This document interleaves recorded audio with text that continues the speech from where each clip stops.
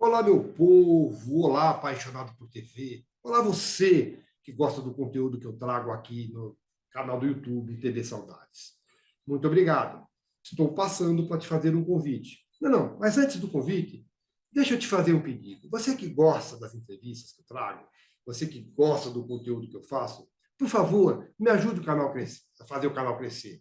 É muito importante para mim e que meu canal cresça para trazer sempre conteúdos melhores para vocês. Então, você que gosta, por favor, vai lá, comente, compartilhe, divulgue, se inscreva, dê like. Like é importante, gente. Eu preciso de like.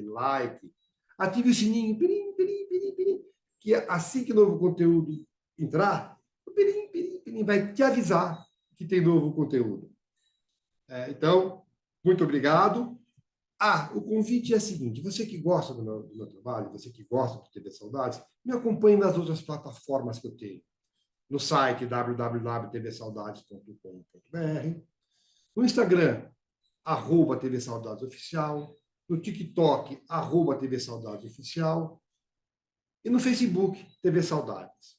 Cada um deles faz um trabalho diferente, sempre lembrando a memória da televisão brasileira. Agora eu te convido para assistir a nossa próxima entrevista. Ver que eu trabalho com teatro, ao mesmo tempo que ele é eminentemente coletivo, você tem um aspecto absolutamente personalizado e individual. Se você pensar em trabalhar o teatro só pelo coletivo, você melou 70% do processo formativo. Que é o que acontece, na verdade, que acontecia e ainda acontece, infelizmente, na docência de uma forma geral, aonde o professor ele chega para uma sala de aula e ele passa aquele conteúdo. Pegou, não pegou, não pegou. Se é bom, se pegou, se não pegou, não pegou. Eventualmente, os que perguntam mais, aqueles que têm mais interesse, e os outros são aqueles que vão boiar ali naquele conteúdo. Eu falava, não. O processo formativo, e ainda mais na arte, eu tenho que entender aquele indivíduo.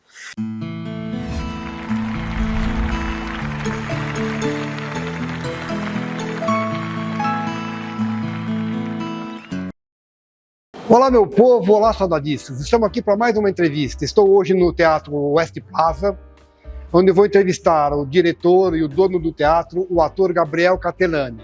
Hoje, com uma novidade, eu convidei uma querida amiga para me ajudar na entrevista, a atriz Danileia Ayala. Então, fique comigo para assistir a entrevista com Gabriel Castellani. Oi, Castellani, seja bem-vindo. Muito obrigado pelo convite. Um prazer estar aqui com vocês. Prazer é nosso.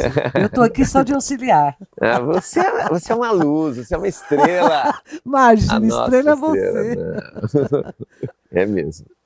Gabriel, eu gosto de começar a entrevista sempre pelo princípio, mas pelo teu princípio. E a pergunta que eu faço é a seguinte: qual é a tua primeira lembrança, a mais remota, de contato com a arte como consumidor, antes de se profissionalizar? Lá atrás. Então, o meu contato com a arte, ele vem do cinema. É interessante. Meu pai, ele era vendedor de doces. E como vendedor de doces, eu tive um tio que tinha uma fábrica de chocolate, chamada Pan, que finalizou agora há pouco tempo, ele já é falecido e tal. E então eu tenho aquela imagem quando a gente vê a fantástica fábrica de chocolate. Nossa, era a imagem que eu tinha na minha infância. Filme, né? E meu pai começou a trabalhar com doces com ele, depois foi para uma outra empresa, e meu pai começou a trabalhar, adentrar nas bombonières de cinema. E aí meu pai administrava bombonières em cinema. Ele tinha algumas bombonières dele e administrava outros cinemas. E, especialmente, ele tinha um trabalho aos finais de semana em São Caetano do Sul, que existia uma família, as famílias eram donas dos cinemas. Então, tinha uma família que era dona de um grupo de cinemas, e aí ele administrava essas bombonières. E ele tinha uma outra bombonière, que era dele, num cinema menor ali daquela região. E quando eu comecei com 5, 6 anos, eu já era encantado com arte. Aí assistia tudo. Aí eu ia com ele para ajudá-lo, porque ele aquela visão tão gostosa daquele país, ao mesmo tempo muito simples, mas muito carinhoso, afetuoso. Ele dizia, olha, eu tenho que te ensinar. Ele tinha uma característica pessoal que ele era muito organizado. E, ao mesmo tempo, ele era uma pessoa ligada a marketing. Ele era um artista nato. Meu pai, a minha irmã Regina, é artista plástica. Tá. E meu pai, desde pequenininho, ele vem de uma família muito simples, muito humilde, de italianos, que viviam no Brás. O pai dele era alfaiate, e eles tinham uma vida muito apertada. E meu pai ganhou um lápis quando era pequeno, que para conseguir um lápis já era difícil, e quando ele conseguia ir ao cinema, que ele juntava o dinheirinho para ir assistir os filmes, ele desenhava os artistas. Eu tenho até hoje esses desenhos, são desenhos que quando os especialistas olham, falam, nossa, a qualidade é impressionante.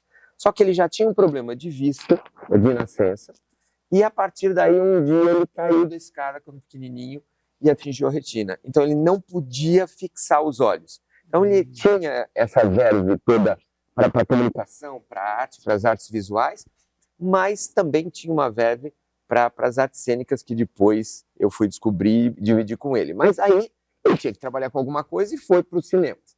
E ali nos cinemas ele falou, olha, eu tenho que te ensinar para que você possa ter organização, conhecer como é que funciona. E eu vendia doces ali com ele. E aí eu era tão pequenininho que eu tinha que subir num caixote para ficar na altura. Tinha sempre uma vendedora ali, que eram mulheres, do balcão, e vendendo os doces. Eu era encantado com aquilo. E aí, exatamente por estar naquele universo que para mim era completamente lúdico, eu tinha acesso aos filmes. E no passado, o que acontece? Os cinemas não eram pasteurizados, não existia assim o mesmo filme em todos os cinemas, como acontece hoje. Se você vai em qualquer região, você tem aquelas empresas que passam os mesmos filmes. Então você tem filmes variados. Nacionais e internacionais. Nacionais e internacionais. E assim, eu assisti uma média de 5 a 7 filmes por semana. E eu tive acesso muito pequeno, eu fiquei nessa lida com ele até os 14 anos, dos 6 aos 14, em 8 anos de vida, eu assisti os maiores filmes, os maiores sucessos, os maiores autores. E o que era interessante? Como eram vários cinemas, desde um cinema que tinha 1.200, 1.300 lugares, até os cinemas menores com 200, 300 lugares, todos os filmes, Antonioni, Bergman, Fellini, todos passavam ali. E, ao mesmo tempo, eu acompanhava aquela pulsação das pessoas, e aquilo para mim era encantador. Era encantador ver a reação do público e como as pessoas, primeiro, como o cinema eu pessoalmente via que me transformava e como transformava as pessoas.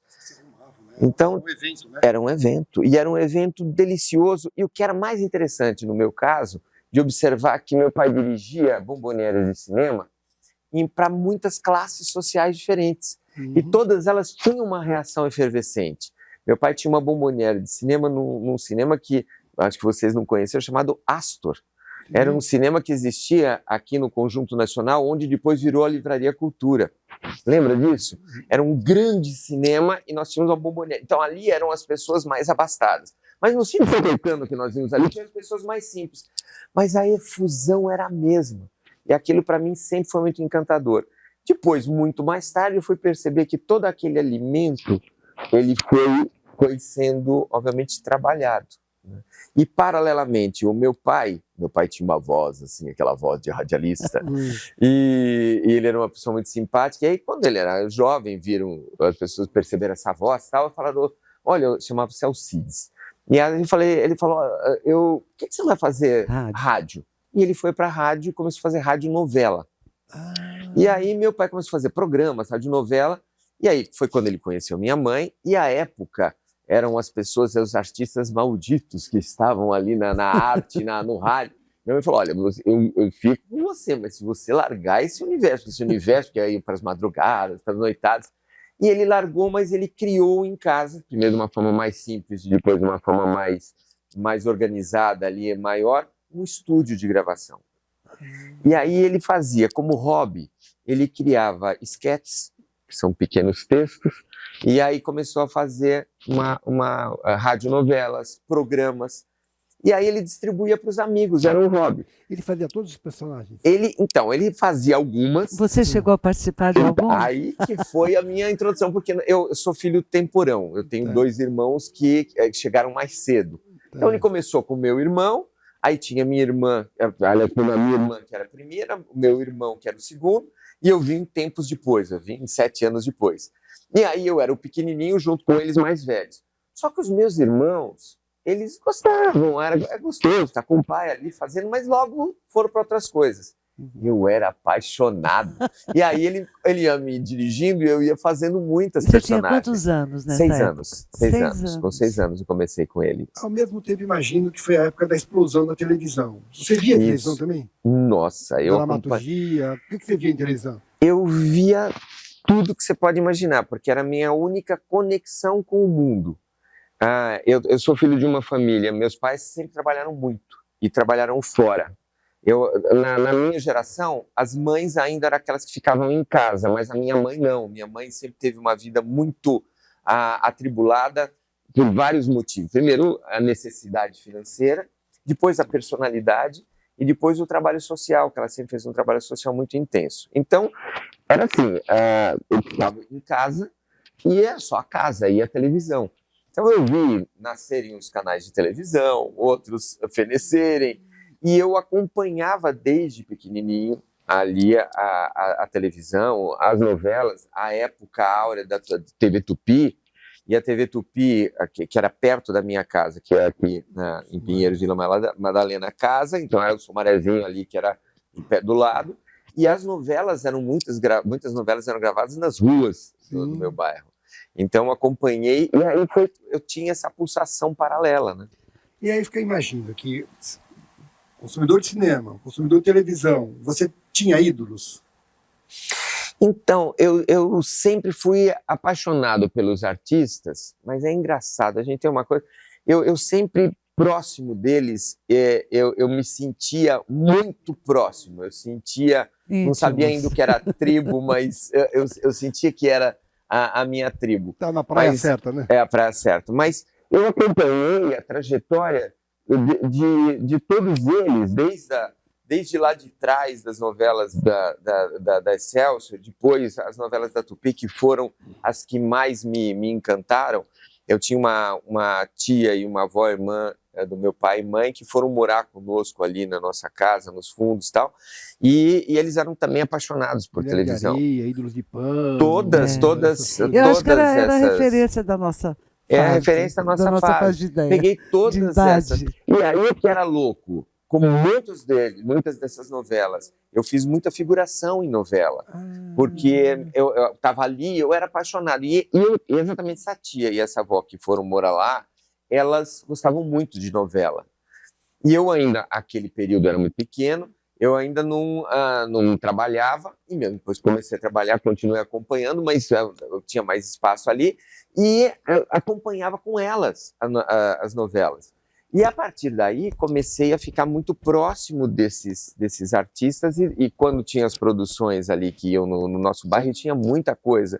E eu fui me aproximando.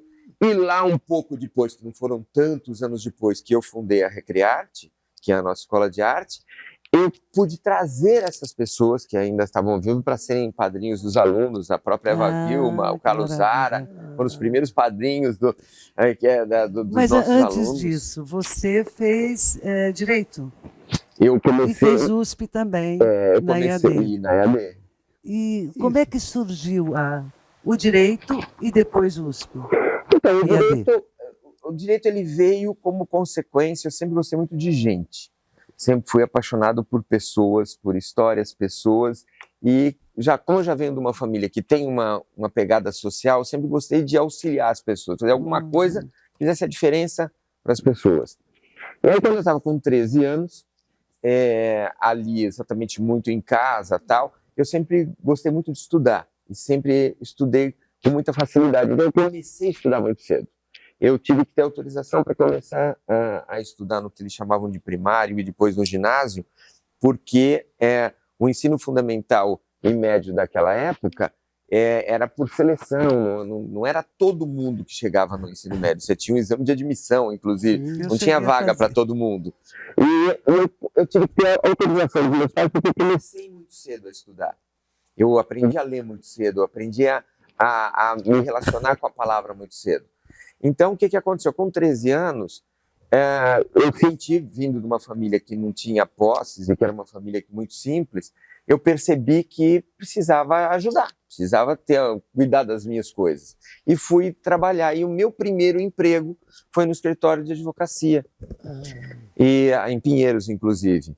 E aí tive a sorte, né, esse encaminhamento que a gente tem quando a gente tem uma vibração positiva na direção das coisas. Foi o primeiro lugar que eu fui procurar emprego e o primeiro emprego que eu peguei, fiquei 5 anos. Porque era um escritório de advocacia dos sonhos, que eram três advogados, que eles já tinham uma vida realizada, eles tinham andado por vários universos, alguns pela política, outros por outros universos, mas já tinham a vida ganha e tinham um escritório onde eles defendiam causas nas quais eles acreditavam. Aquilo para mim foi tão encantador, pessoal, porque eu falei, nossa, como o direito é maravilhoso, porque assim, poder defender as pessoas, defender as causas, defender os ideais, etc, etc. E aí, como rapidamente eu terminei o meu colegial com 15 anos, eu falei, eu vou para a faculdade, qual é o caminho? É o direito. É o direito. Só que... Né, você completou o curso? Eu não consigo fazer nada pela metade. Eu também. Você conseguiu, mas você advogou? Advoguei, opa. Aí o que acontece? Aí eu comecei a sair desse escritório, eu não queria largá-los, porque eu era apaixonado ali pelos meus chefes e meus eram amigos, virou meu família ali. Falaram, não, você precisa ter outras experiências. E aí eu fui caminhando para entender os vários universos do direito, até chegar no direito empresarial, foi um direito que eu também... Eu gostava muito do direito criminal, só para vocês terem uma ideia, eu era aquele que tirava 10 em tudo do direito criminal, porque eu adorava as histórias das pessoas. Teatro. No meu primeiro ano de direito, o meu professor, que era um grande mestre, era de Sorocaba e dava aula aqui em São Paulo, ele me chamou, ele foi chamado para ser o diretor da penitenciária de São Paulo, foi o primeiro voluntário para cuidar da história dos presos, para ajudar os presos que ficam ali muitas vezes com processos parados. Então, eu tinha aquela verve, né? Mas aí foi para o direito empresarial, deu muito certo. Quando eu me formei no direito, eu já era contratado das indústrias Monsanto, que é uma grande empresa, quer dizer, já tinha uma vida pronta ali, porque são poucos os que conseguem. E o teatro veio depois? Na verdade, o teatro ele veio. O que acontece? Eu tinha tido algumas experiências, mas nenhuma experiência de quero fazer teatro, serei ator, alguma coisa de escola pública, mas nada, não, nem definitivo e nem relativo. Eu tinha uma relação com a arte muito forte, mas eu escrevia, eu comecei a adentrar num universo paralelo ali, diante de um trabalho social que eu fazia, que foi a música, comecei a compor, e comecei a ganhar festivais. E comecei a compus mais de 400 músicas. E comecei a ganhar festivais. Aí algumas pessoas começaram a pedir músicas para gravarem as minhas músicas. Eu falei, bom, então acho que a minha vertente artística é a música, né? Não imaginava o teatro. Só que daí, em determinado momento, quando eu entrei na faculdade de Direito, no primeiro ano da faculdade de Direito, tinha um festival, que infelizmente não existe mais, mas era um festival de teatro. Eu participei do festival de música também, mas era um festival de teatro. E aí eles precisavam de alguém mais jovem. E na minha faculdade, como eu estudava à noite, porque eu trabalhava o dia inteiro, eu era a única pessoa que tinha, assim, 10 a 15 anos mais jovem do que todo mundo. Eu era muito mais jovem. Porque naquela época, as pessoas ou tinham muito dinheiro para fazer as faculdades e conseguiam, ou eram pessoas mais velhas que tinham estrutura para pagar as suas faculdades, enfim. E aí me chamaram, falaram, tem um garoto lá que... E aí me mandaram para um diretor para fazer um espetáculo. E aí fui fazer um espetáculo, fui chegar lá para fazer um projeto, e aí esse diretor, na hora eu fiquei encantado com aquele universo, porque ele falou, olha, você tem essas e essas características, você... Não, como que você consegue me ler desse jeito, né? Não conhecia aquele universo. Eu falei, porque no teatro a gente se despe, se você se dá a chance. E com esse espetáculo, acabei ganhando o Festival Municipal, Estadual e Nacional Universitário. Olha, e aí ganhei uma bolsa de estudos na Royal School de Londres. Tá. E aí foi que eu... Travei aqui os meus cursos e fui para a Royal School. Não ia perder essa oportunidade. Não ia perder essa oportunidade. Mas aí depois que você entrou na arte, você parou de advogar? Não. Aí voltei para o Brasil depois de terminar ali, e foi exatamente nesse momento que eu resolvi junto com a minha irmã, vendo, porque quando eu voltei para o Brasil, eu voltei mudado. Em um ano, eu voltei com uma outra cabeça, e aí já queria ser ator. E aí eu falei, não, é o teatro mesmo, mas eu não consigo começar e não terminar nada, e eu também era apaixonado pelo direito, apesar de... E aí comecei a ter muitas oportunidades, tanto no direito como no teatro. Mas aí eu falei, não, eu tenho que terminar, e aí logo fui chamado para alguns trabalhos dentro do direito novamente e tal, falei, eu vou terminar, e terminei o curso, só que paralelamente comecei a fazer o trabalho com o teatro. E logo que eu terminei o curso, aí tive uma grande oportunidade para dirigir um escritório, e foi a minha definição, foi a minha decisão. Eu falei, não, eu vou caminhar pelas artes cênicas, e foi aí que algumas pessoas, eu ainda era muito jovem, mas algumas pessoas falaram, puxa, Gabriel, mas você já tem uma certa experiência, você não podia passar para gente. E aí, como nós tínhamos... que surgiu a Recrearte, que essa associação, foi uma associação gratuita de arte que depois se transformou em escola. Foi você o fundador ou um dos fundadores? Eu e Regina, nós dois. Sua irmã? A minha irmã. A gente fala da Recrearte, mas eu quero falar... Aí você foi estudar fora. Isso. Você viu como as coisas funcionam melhor. Isso. A arte funciona melhor, é mais respeitada em outros países, na Europa, isso, fundamentalmente. E veio fazer arte no Brasil. Isso. O brasileiro que é. Nunca mais parou. Não pensou em desistir? Nunca. Mas foi essa ida ao exterior que sedimentou. Reforçou de realidade.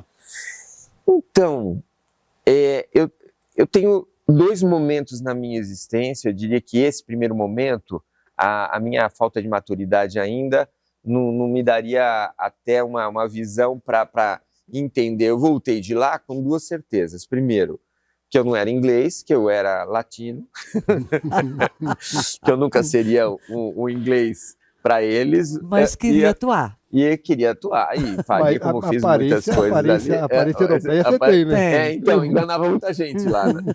E aí a segunda coisa, que aquilo que eu aprendi ali, eu sempre tive uma visão muito, muito clara de tudo aquilo que eu recebo, eu tenho que dar de volta, eu tenho que entregar de volta. Eu ganhei aquilo lá, eu falei, não, eu tenho que trazer isso para o Brasil, porque qual foi o maior presente que eu tive dessa estadia? Foi um ano intenso, mas a coisa mais importante que eu trouxe foi o que inclusive inspirou a própria escola e tudo que eu faço, foi a compreensão de que aquela escola tinha quase o dobro da idade do meu país. E eu falei, como que uma escola... Porque daí lá eu comecei a refletir sobre escolas. Eu nem conhecia escolas de teatro direito, eu conhecia o Silvio, que tinha montado uma Macunaíma, conhecia um pouco de outras coisas, mas não conhecia mais nada. E era uma área também que não te interessava. Não era meu foco, né? Não tinha foco nesse universo. Eu tinha realmente muito mais approach para a televisão por conta das pessoas que eu conhecia da televisão e eu assistia essas pessoas eventualmente no teatro porque eu era encantado com elas. Então esse ano que você passou fora foi extremamente importante. Fundamental. Eu entendi uma coisa, quando eu vi uma estátua ali que uma pessoa estava ainda chegando, porque naquela época, pessoal, não existia o apelo para você aprender uma outra língua. Foi tudo muito complicado para eu estar ali, porque hoje é fácil. Eu pego meu celular e eu começo a estudar inglês. Você domina quantas? Hein? Você domina quantas?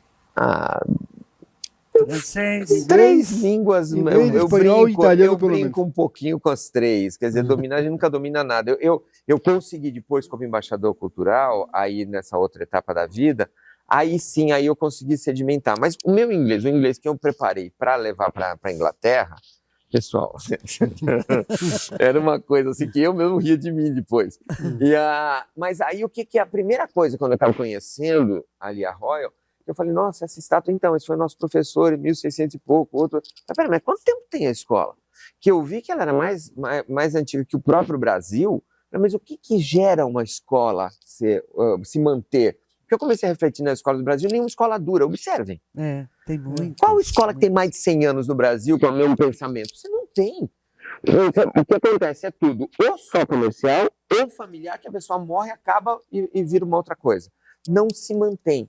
E aí ele falou, sabe o que mantém uma escola? A gente não para para pensar nisso. Não para para pensar nisso. Aí eles falam, sabe o que mantém, gente? Mantém é método. Mas o que é método? Porque para mim método era um roteiro de aula, um roteiro de curso. Não. método científico é uma coisa que você testa, Opa. testa e vai analisando para poder replicar. Então, aqueles mestres que você vê aqui nas estátuas são aqueles que foram preparando a metodologia que nós desenvolvemos cada vez mais. Eu falei, então é isso que eu quero fazer no Brasil. Então foi dali. Agora, nunca pensei em desistir. Eu tive alguns momentos muito difíceis de escolhas, mas eu sempre tive, inclusive na segunda vez que eu fui para lá, e já como embaixador cultural, porque minha vida se abriu muito o leque ali para a Europa e tinha muitas oportunidades, mas eu tinha certeza do meu papel no Brasil. O Brasil, para mim, é uma referência, ele está efervescendo, ele está nascendo, e eu acho que quem tem a oportunidade, pelo menos tem a visão de entender o seu papel, não importa quantas pessoas eu atinja com o meu trabalho, mas eu estou formando. A grande diferença do universo europeu é que já está tudo formado, gente. O Catelani, você falou uma coisa tão importante, método. E eu acho que foi isso que te motivou, isso que te ajudou, inclusive, a criar um método, que eu estou sabendo, que é reconhecido internacionalmente, que é o método Interself. Eu queria muito que você falasse um pouquinho sobre esse método. A mim interessa e eu tenho certeza que muita gente que está assistindo vai gostar de ouvir. É interessante porque ele também veio de uma forma absolutamente espontânea. Aí nós começamos, quando eu entendi que realmente o método ele significa você pensar sobre o que você está fazendo, aquilo que nós conversávamos há pouco. Tudo que a gente precisa refletir para melhorar. Não é só fazer. Não. E o ensino e a formação exigem um pensamento. Aqueles poucos mestres que conseguiram elaborar dentro das nossas artes cênicas o seu processo metodológico são referências até hoje. Nós precisamos ter essas referências e precisamos pensar a arte não como algo furtivo, mas como algo transformador. É um elemento transformador. E transformador para o leigo, que será o grande público, e transformador para o artista, que fará a arte. Né? Então, o método Interself, quando eu via, por exemplo, minha irmã lecionando, e era a minha primeira referência de professora de artes ali, e a Regina é uma talentosa artista plástica, e ela ministrava as aulas dentro de uma sala para vários segmentos das artes visuais, ela sempre foi muito talentosa em vários segmentos, e ela ia passando um em um, ia fazendo aquele acompanhamento e tal. E eu falava, olha que coisa impressionante, as pessoas iam aprendendo, todas ali meio que juntas e ao mesmo tempo no seu universo. E quando eu comecei a desenvolver o trabalho com o teatro, ainda sem entender, eu era muito jovem para entender o que seria aquilo, mas eu já entendi que a gente tinha que buscar um caminho de formação metodológica, eu comecei a perceber que o trabalho com o teatro, ao mesmo tempo que ele é eminentemente coletivo, você tem um aspecto absolutamente personalizado e individual. Se você pensar em trabalhar o teatro só pelo coletivo, você melou 70% do processo formativo. Que é o que acontece, na verdade, que acontecia e ainda acontece, infelizmente, na docência de uma forma geral, aonde o professor ele chega para uma sala de aula e ele passa aquele conteúdo. Pegou, não pegou. Se é bom, se pegou, se não pegou. Eventualmente, os que perguntam mais, aqueles que têm mais interesse, e os outros são aqueles que vão boiar ali naquele conteúdo. Eu falava, não. O processo formativo, e ainda mais na arte, eu tenho que entender aquele indivíduo. Mas para fazer isso, e ainda muito jovem, como é que você faz isso e convence outras pessoas? A primeira coisa é você fazer sozinho e mostrar que dá certo. Então foi o que eu fiz durante quase 5 anos. Desenvolvendo um trabalho individual, ampliando as turmas. Chegou uma hora que eu dava aula de manhã, tarde e noite, e sempre oficializando e anotando todo o processo dos resultados daquilo que... Todo andamento. E, paralelamente, começamos a ter resultados dentro do projeto.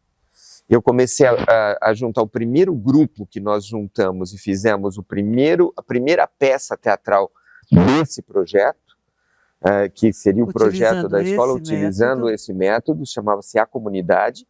Tinha um grande festival em São Paulo, chamado Festival Cidade de São Paulo de Teatro, E aí resolveram nos inscrever nesse festival. É uma loucura, pessoal, porque assim, eu dava aula numa salinha de 12 metros quadrados, exatamente 12, 3 por 4, num prédio na Rebouças, que hoje virou o metrô. Quando nós saímos, quando entramos, tínhamos um andar, o prédio carinhosamente era chamado de Malvinas, porque ele era todo rachado por fora, e tinha tido a Guerra das Malvinas, parecia um escombro. Mas com o tempo nós conseguimos organizando, e aí pegamos os 3 andares do prédio. E aí o que aconteceu? Eu tinha uma sala, que não tinha janela, porque o barulho da Revolução era muito grande, que eu tinha fechado, e nesta sala eu ensaiei um grupo de quase 30 pessoas para fazer um espetáculo. Não tinha palco, não tinha nada. E aí fomos apresentar nesse festival da cidade de São Paulo. A única coisa que eu fiz que foi bem diferente, peguei todas as áreas da Recreate, o pessoal de visuais, o pessoal de música que a gente trabalhava, porque eu também tinha essa verve com a música, e falei, vamos fazer em conjunto? E vamos construir. Fizemos aquelas loucuras que a gente faz em festival uma vez na vida. O cenário era desenhado enquanto a cena ia acontecendo no papel gigantesco. E depois a gente tirava a folha e começava a desenhar um outro cenário.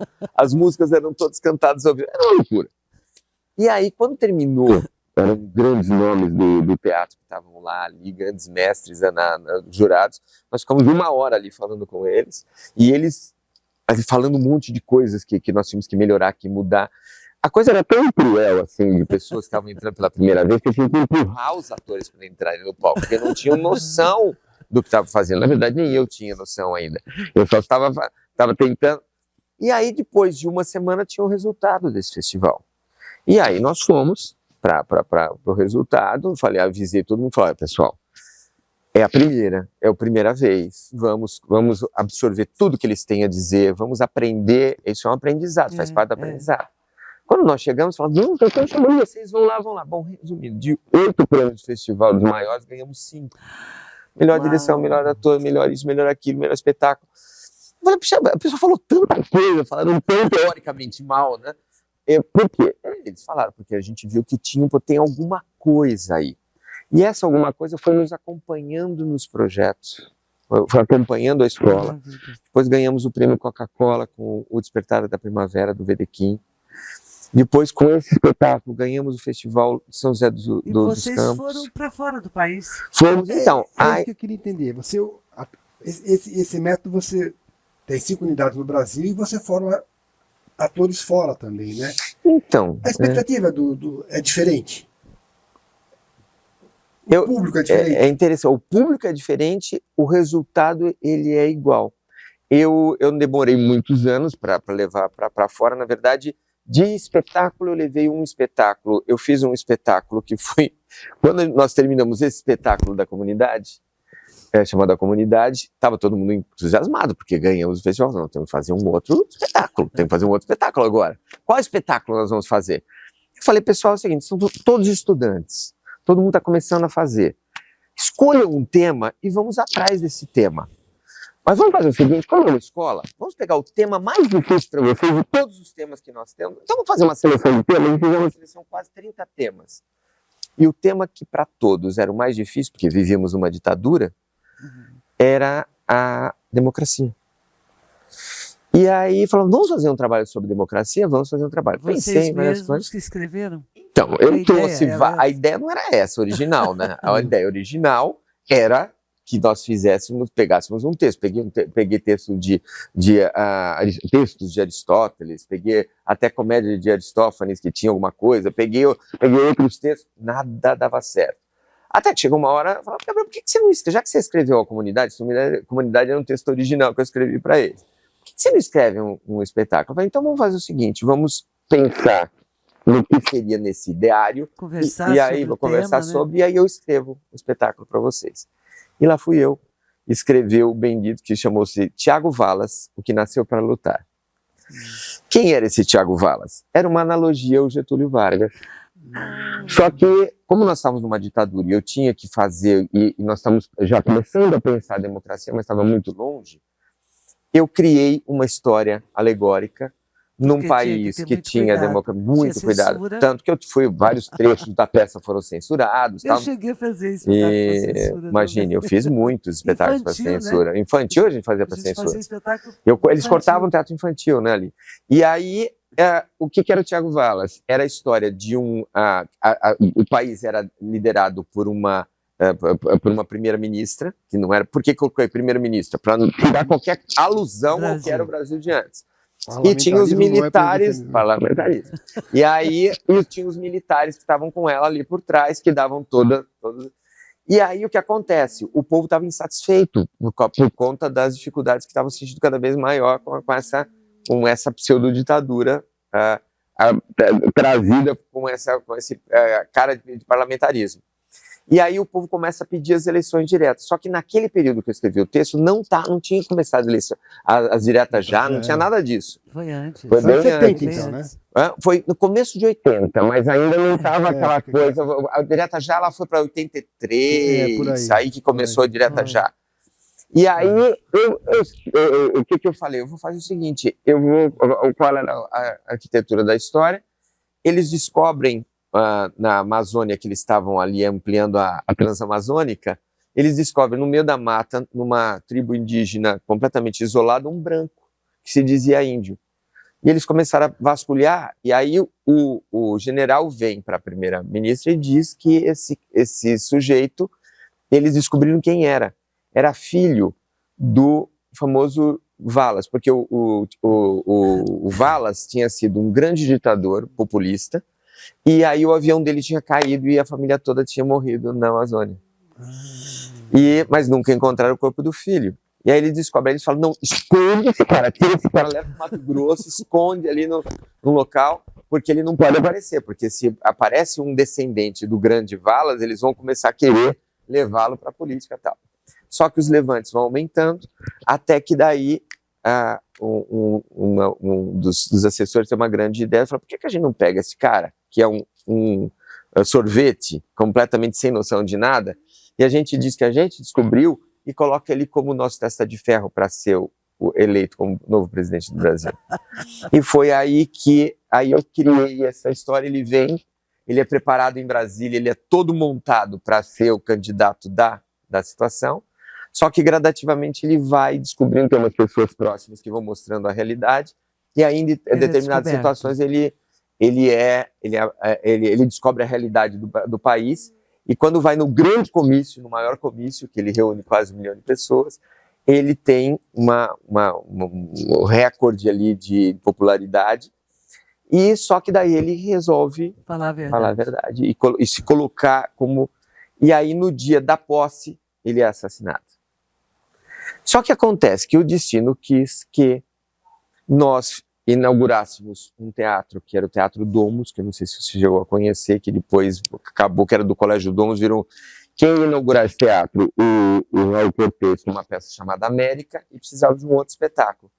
E aí um produtor viu, porque eu apresentei esse espetáculo para fazer um dia, foi um horror, no Centro Cultural de São Paulo, foi a única pauta que eu consegui ganhar na vida de prefeitura, foi o Sala Paulo... o Américo, enfim, a pequenininha deles lá. E eu li que era imenso a situação.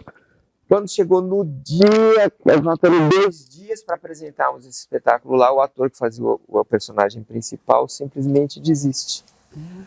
Nossa. E aí não tinha mais, estava tudo vendido, toda ali a Sala Paulo Emílio. Eu tive que entrar. Para fazer. Porque eu era a única pessoa que sabia tudo. Porque eu tinha escrito o texto, eu dirigi o trabalho, eu queria estar fora. E aí apresentei, quase infartei ali, mas apresentei. Aí um produtor chegou e viu ali, quando terminou o espetáculo, reuni todo mundo e falou, pessoal, foi uma grande experiência, mas acaba aqui hoje esse espetáculo. Porque tinha sido um evento aquilo lá, sofremos muito.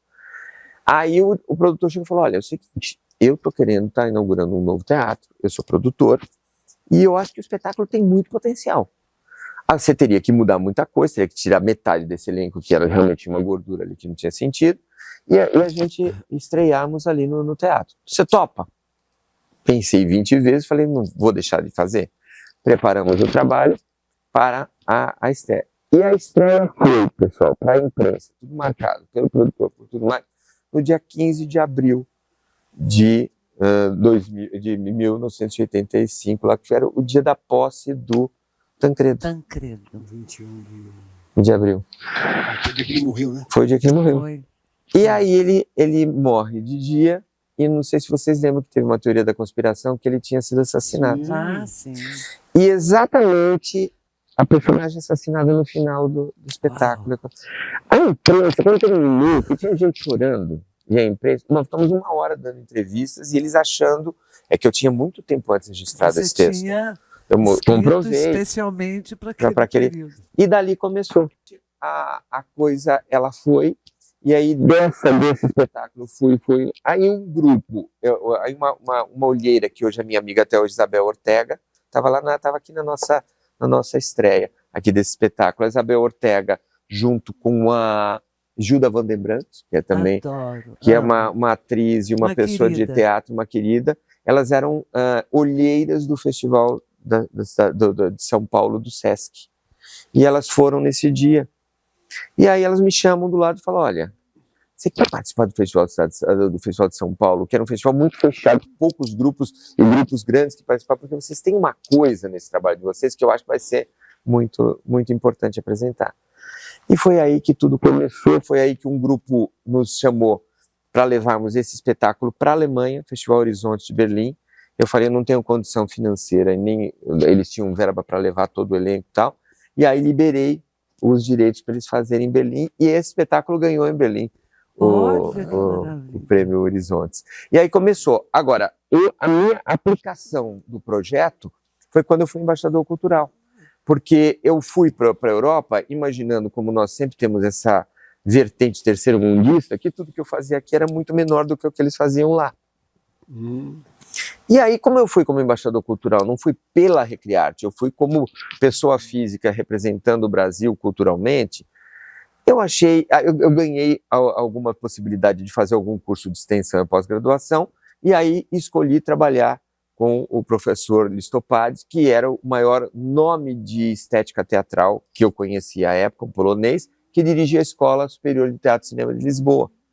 Eu falei: então, eu quero fazer um curso com ele, mandei o material, ele me aceitou como aluno. E aí eu fui como aluno da Escola Superior. Como eu sempre trabalhei muito no Brasil, lá comecei a fazer um monte de coisas, ir atrás, num ritmo enlouquecido. Palestras de monte? É? Palestras de monte? As palestras começaram, eu teoricamente teria que fazer poucas, mas aí começaram a surgir mais. Mas fora as palestras, eu pessoalmente tinha muito tempo, eu comecei a fazer um monte de coisa, comecei a fazer tudo que a universidade, tudo que a Escola Superior de Teatro de Lisboa tinha, eu fiz tudo que vocês podem imaginar, inclusive fiz espetáculos com a Escola Superior. E aí, dentro desse processo, um dia um colega meu chegou e falou, conversando com eles, que eu tinha escola aqui no Brasil, mas nunca tinha... Aí um professor chegou e falou: você tem escola no Brasil? Eu tenho uma escola no Brasil, que eu já estou desenvolvendo um trabalho ali. Não, você podia oferecer uma oficina aqui. Eu falei: não, é uma coisa, estamos começando ainda, tal, ainda estou... Não, podia... E aí eles me convidaram, eu fiz um trabalho dentro da Escola Superior, que deu muito certo, aí a prefeitura me convidou para fazer esse trabalho. E aí o trabalho maior foi ficando cada vez maior, Aí eu fiz um trabalho, aí um pessoal me convidou para a Alemanha para falar sobre... E aí que eu comecei a entender que nós tínhamos nas mãos uma pérola que precisava, obviamente, uma joia que precisava ser lapidada, mas um princípio de método que seguiu e depois foi a minha dissertação, que é esse método, o Interself, que depois gerou o projeto mestre, que é o projeto de formação. Tem esse projeto. Quando você mandou o currículo, comecei a ler. Eu percebo assim que, sedimentado ou não, algum trabalho, tem uma inquietude. Sempre. Você busca sempre alguma coisa nova. Aí você entrou já nesse projeto mestre, que forma formadores, é isso? Ela forma formadores. Esse projeto mestre, você usa a comunicação, as técnicas teatrais. Porque uma coisa também tem tudo a ver com a outra. Na verdade, se vocês... formar formadores. Eu formo formadores. E o mais gostoso de tudo isso é que, assim, sempre de uma forma... todos esses projetos, eles vieram de uma forma orgânica, espontânea e natural, como consequência. Mas isso é tão bom. Né? Esse que é o bom da vida. É orgânico, mas baseado numa inquietude sua. Naturalmente. Também, né? Eu acho que nós temos que ter duas coisas para podermos seguir. Mas acho que isso é o artista nato. Ele tem. Isso. Tem. Ele tem Senão ele não isso. cria, senão ele não sai do lugar. Não. Senão ele vive só ele mesmo. Ou não amplia a sua Exato, vibração do para seu mundinho, a arte né? como um todo. Né? Agora o Projeto Mestre, fala um pouco dele. Então, o Projeto Mestre ele veio porque o que aconteceu? Eu, quando comecei a lecionar na Recrearte, na área de teatro, eu comecei a receber muitos professores. Isso na década de 80, começo da década de 80. E aí eu recebia pessoas de vários segmentos. Eu recebia muito médico, porque nós estávamos ali do lado da Faculdade de Medicina, e muitos falavam, eu quero fazer um cursinho de teatro para melhorar um pouquinho, tal, para eu comunicar melhor. A comunicação. Mas aí eu comecei a receber muitos professores, até que chegou, 2 anos depois que eu comecei a fazer esse trabalho, eu numa das minhas saídas ali, eu descobri um trabalho que era um trabalho muito interessante, que os americanos estavam fazendo, que era o Play Doctor, que era um trabalho individual com atores e artistas. Play Doctor era o doutor da comunicação. E aí, então, você fazia um trabalho individual para preparar a pessoa, que nada mais do que a pessoa diz hoje, ela pode chamar de coaching, ou pode chamar de um treinador, ou de um... Só muda de nome. Mas muda de nome. Mas eu achei que aquilo lá, um trabalho... E eu comecei a receber muitas pessoas e professores até renomados que queriam fazer um trabalho comigo. E começou a dar muito certo.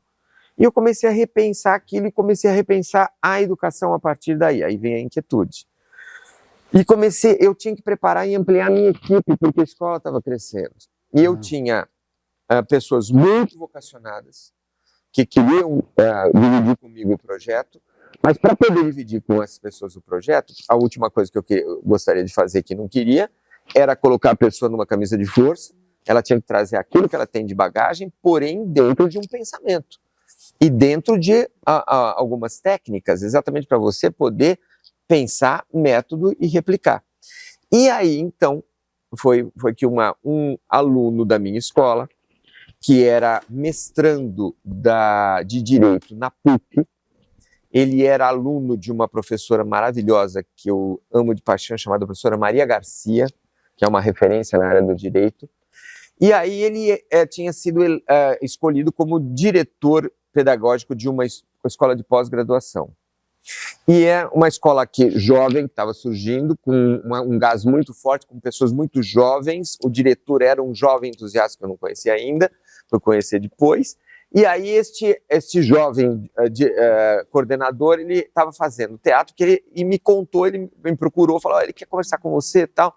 O que você quer? Eu estou fazendo teatro na sua escola, e eu sou agora coordenador de uma professor e um dos coordenadores de uma escola de pós-graduação que está surgindo.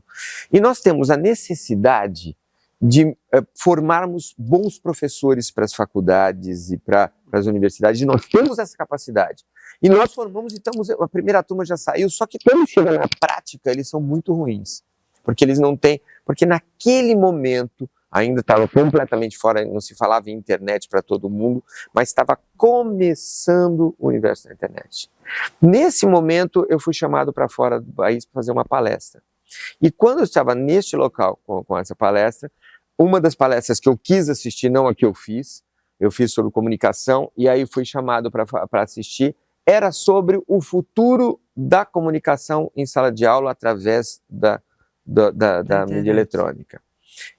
Quando eles diziam que 25 anos para frente, mais da metade da humanidade estaria estudando online.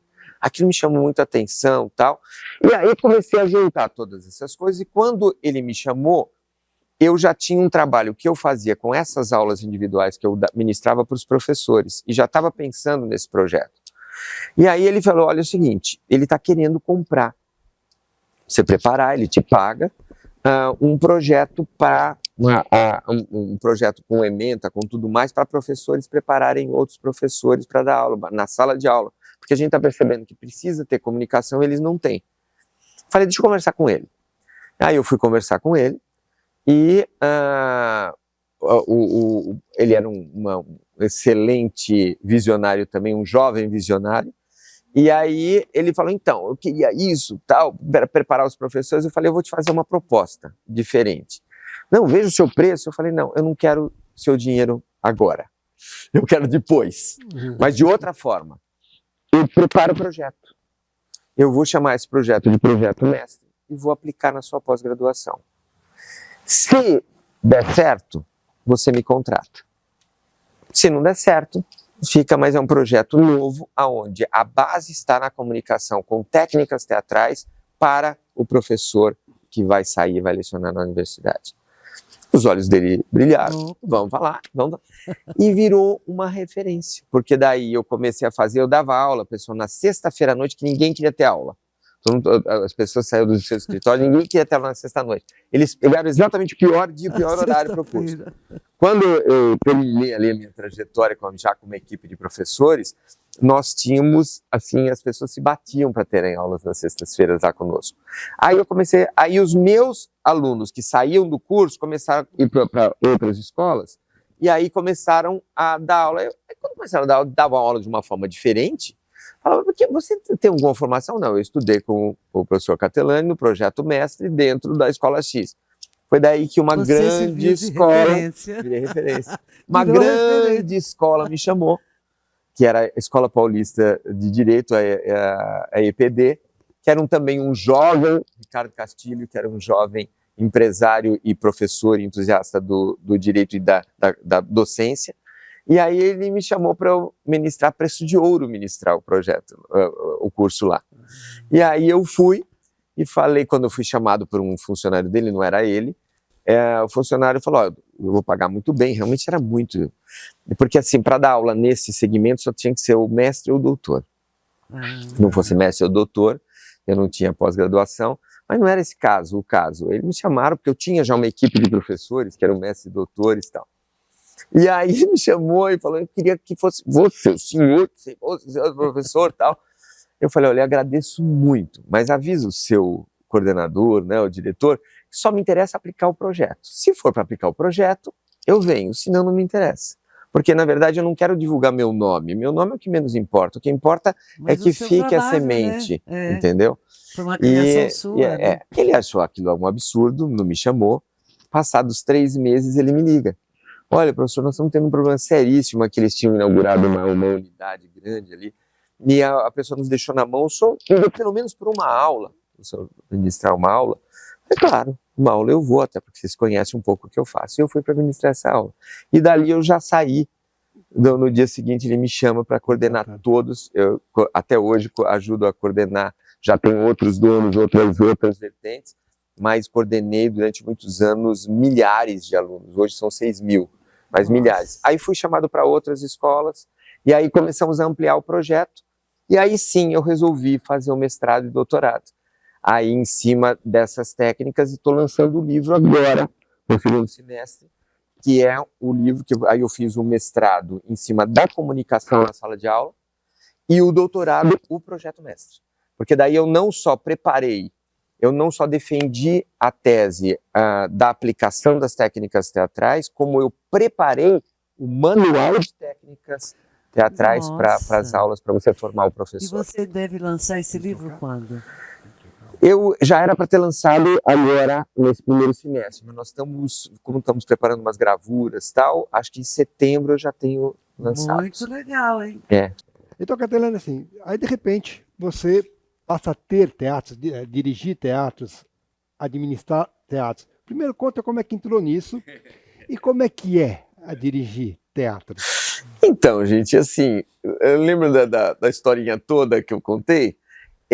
Eu, quando deixei o direito para ir para a Recrearte, nós somos 3 irmãos. E aí minha mãe, eu pensei em fazer a Recrearte, construir a Recrearte. Como já existia associação, começamos como uma associação gratuita de arte. Ficamos 4 anos no meio da ditadura, brigando com os militares para manter a instituição. Passaram quase 2.000 pessoas por essa associação gratuita. Era gratuita. Os professores ensinavam de graça e os alunos aprendiam de graça. E a gente mantinha a base dela com os resultados de trabalho, com peças, obras de arte que a gente depois leiloava, vendia. Só que daí veio a crise da década de 80, que muita gente nem sabe que existiu, mas foi uma crise complicadíssima do petróleo, e o Brasil foi pro beleléu. E aí, o que acontecia? As pessoas não tinham mais condição, foi por isso que veio a escola. Quando veio a escola, a minha mãe, que era uma agregadora, falou, olha, vamos fazer o seguinte, você é um artista, Gabriel. Ela também teve preconceito com teu pai lá, depois passou a não ter? Imagine, ela foi vencida. Primeiro, o que acontece? Minha mãe era uma poetisa, uma artista, escrevia A minha mãe escreveu muitos livros, né, de poesia, Que maravilha. crônicas. Era uma artista nata. A próprio talento, Ela se né? rendeu ao próprio talento. Ela entendeu, quando ela viu e foi acompanhando toda essa trajetória, que a arte ela te conecta com o alto de uma forma tão poderosa, enfim. E aí a minha mãe falou, olha, por que não faz isso? Coloca o seu irmão, nós somos 3 irmãos, para administrar, e vocês podem fazer arte. Olha que coisa maravilhosa, é o que eu quero. É o que eu quero. A Regina Era vai para as tudo que artes. você queria. Só que a realidade é uma e a prática é outra. Depois de 3 meses de escola, meu irmão teve que sair para outras coisas, porque ele estava casado de novo, tal. A escola não dava nada, estava começando do 0,00. Comprar um telefone e comprar a prestação as cadeiras e mesas. E locar sem saber o que você ia pagar no mês seguinte, como que você ia conseguir o dinheiro para pagar o aluguel. Então, o que aconteceu? Eu me vi ali no final, eu estava ainda, foi exatamente no último ano que eu já me formava, ia prestar lá a OAB, estava terminando o curso de Direito, e aí eu me vi ali à frente para administrar a escola. Então eu tive que me organizar para isso. Mas lembrando da historinha que eu contei lá do meu pai lá atrás, acho que meu pai ele foi muito bom em me orientar na organização das coisas. Então, sempre fui muito organizado. E aí, quando eu me vi com a escola sem o meu irmão e quando eu tinha que administrar, eu ia acabar. E não vai acabar, eu vou administrar. Então, comecei a administrar a escola. Vou me organizar. E aí, fui me organizando, sou Virginiano vai se organizando em tudo, né? E aí, fui me organizando, e aí, paralelamente, comecei com o trabalho com o teatro. E aí, conforme foi crescendo, chegou uma hora, eu tentei de todas as formas, vocês não têm noção. Eu, pessoalmente, até por ser muito jovem, era muito preconceituado nesse segmento. Era muito preconceituado no segmento das artes. E, ao mesmo tempo, as pessoas... Acho que todos que trabalhavam nesse período, né? Era muito preconceituado, muito, enfrentamos demais. E, para completar, por caminho do destino, eu quis ter a escola num lugar que fosse um lugar legal, que não fosse um lugar assim fora do eixo, e nós inauguramos a Recrearte com muito sacrifício ali na Rebouças, esquina com Oscar Freire, que naquele período era o grande polo de artes, galerias, escolas de dança, né? Então tinham ali. Então as pessoas acreditavam que nós éramos aquelas pessoas que tinham posses e que tinham a escola. Então existia um preconceito total dentro desse universo. E eu não conseguia pauta nos lugares para levar os trabalhos dos meus alunos e os meus trabalhos, daquilo que eu estava construindo. Então chegou uma hora, eu falei, não, a gente tem que ter um espaço. Aí o que aconteceu? Teve um aspecto anterior. Eu fui aí como embaixador cultural do Brasil escolhido. E como eu fiquei um ano, quase 2 anos, 1 ano e 10 meses fora do país, quando eu voltei, minha cabeça tinha mudado completamente, porque eu entendi, dentre muitas outras coisas, que qualquer espaço cênico pode ser um espaço maravilhoso. Aliás, naquele período que eu vivi na Europa, muitos grupos que tinham grandes teatros para apresentar preferiam apresentar em lugares alternativos. Quando eu cheguei no Brasil, que a minha escola estava ali quase que à deriva, porque eu fiquei um tempo longo fora, eu vi aquele espaço. Eu falei, eu vou fazer em um mês eu vou montar um polo cultural aqui. Você já viu com outros olhos, né? E em um mês eu na Fradique, onde é a nossa matriz, que é a casa onde eu nasci, e foi exatamente onde fomos sedimentando a Recrearte, e eu olhei para aquela casa e falei, não, essa casa tem que virar um polo cultural. E aí peguei as salas e em um mês consegui transformar as salas em salas de apresentação pública, chamei todas as pessoas que eu conhecia de teatro, falei, vamos começar a apresentar e vamos ver o que acontece. Quando eu parei de apresentar ali, nós íamos até às 6 da manhã. Eu tinha que parar porque não tinha mais... Eram salas, não era nada, não era teatro. Mas eu fui criar um ambiente e aí comecei... Eu tenho um amigo, Ricardo Leite, não sei se você conhece. Ricardinho, ele é de teatro, é um autor, ator, e ele também cuidava do café ali. E aí tinha um corredorzinho, porque além de tudo tem um detalhe. Eu morava nos fundos. E a minha família foi para os fundos da casa, que é uma casa muito grande, comprida. Não sei se você conhece lá na Fradique. Não. É uma casa que tem 50 metros. Hoje ela tem 4 andares, tem um teatro lá dentro e tal. Mas naquela época era a casa e tinha um fundo. E a minha família era no a casa fundo. de vocês. A casa nós fomos pro fundo para fazer a escola na frente.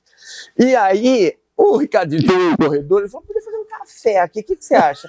Eu falei, acho que é bom, porque vai ter apresentação pública, um cafezinho. Quando a gente parou, eu lembro dos engradados, não tinha lugar para colocar os engradados de cerveja e de bebida, era tudo vidro, ali porque as pessoas não saíam de lá. Nós fazíamos apresentações, grandes nomes se apresentaram, o Elias Andreato, outro dia eu estava falando com o Carlinhos Machado, que lembrando das peças que apresentaram lá, eu estreiei muitos espetáculos, espetáculos icônicos, o espetáculo Van Gogh, o Senhor dos Girassóis, que eu apresentei depois na Europa, que fui levar lá para Paris. Comecei lá, na época que você fazia um espetáculo que eu falasse do universo gay, com uma qualidade que não fosse só um estereótipo, numa escola de teatro, no final de semana, aquilo lá, e aí nós transformávamos ali. Foi daí que chegou uma hora que eu não tinha mais espaço, e aí o que acontece? Comecei a ficar com medo por conta de, não tinha estrutura de elétrica, nada, a escola estava crescendo, cheguei para as pessoas, falei, pessoal, vocês não conhecem algum lugar para que a gente pudesse fazer um teatro, um espaço cultural, né? E comecei a falar com várias pessoas. E aí uma pessoa que trabalhava comigo à época, que não está mais, que é o Fausto Silvestre, ele era um professor que eu comecei a prepará-lo para dar aula, uma história linda de uma pessoa que tinha muitas dificuldades em alguns aspectos, eu tinha psoríase, tinha um problema que ninguém aceitava, e aí eu vi aquele jovem, eu falei, não vou deixar, ele queria aprender a lecionar. Inclusive, eu faço o Primo Basílio hoje, o desejo por conta dele, e a partir dali, daquela conversa, o Fausto chegou e falou, olha, Gabriel, é o seguinte, tem um espaço que acho que você conhece, que é o Cine Biju, que fechou há 3 anos, vai virar igreja ou estacionamento, e os donos estão relutantes, e ali daria um teatrinho lindo, porque tinha um teatro do lado que era, na época tinha um outro nome, não era um 84, mas tinha um outro nome que uma artista tentou fazer, mas não está conseguindo manter, mas é um lugar que tem... tem muita coisa ali na praça, tinha uma série de problemas, mas pode ser legal. Eu falei, não, foi o cinema da minha adolescência. Eu que sempre fui apaixonado por cinema, assistia tudo que tinha ali no Biju. E foi aí que eu fui, conheci os donos, eu fui no banco, não tinha verba nenhuma, não tinha apoio nenhum, mas daí eu fui no banco, já era um empresário que já tinha anos de escola, o banco falou, olha, eu te consigo, Banco Itaú, consigo um empréstimo para você comprar um local. E aí você paga, então, compra o local, pá. Só que eu cheguei lá, tava assim, se pegava na poltrona do Biju, tava tudo ali, se fazia, ela desmontava por causa dos cupins. Tava tudo parado desde que eles deixaram, tava acabado. A verba já não dava... Imagina, nem pra... Mas eu falei, não que eu tire tudo e não tenha nada, já tenho um espaço. E aí já tenho essa energia que foi aqui manter tantos anos, né? Aí eles falaram, olha, eu dou para você a preferência, mas a gente quer conhecer antes de vocês, a gente tem muito carinho por isso aqui, eu queria mesmo alugar, louca. Falei, enfim, mas eu senti que era lá no nosso caminho, eu falei, então eu vou fazer uma loucura. Eu vou propor a vocês me dão uma carência, e eu pego o dinheiro que eu ia comprar e reformo isso aqui, transformo isso aqui num cine-teatro de arte, e renovo isso aqui completamente. E foi o que eu fiz. Esse foi o primeiro? Esse foi o primeiro. Foi o primeiro hoje teatro. Você não tem ele? Não, hoje não. São 4. E aí o que eu fiz? Eu peguei, inauguramos um cine-teatro, eu tirei 20 caminhões de terra para fazer o curso. Eles estavam fazendo na época o metrô no centro, eles acharam que eu estava chegando no metrô, porque para poder guardar as coisas, porque eu já tinha essa ideia de fazer muitos espetáculos, de ter um monte de coisa lá, não tinha. Criei o palco. Aí eu chamei o primeiro projecionista, que foi durante a vida toda o projecionista deles, o seu Nelson. Peguei a história toda do Biju.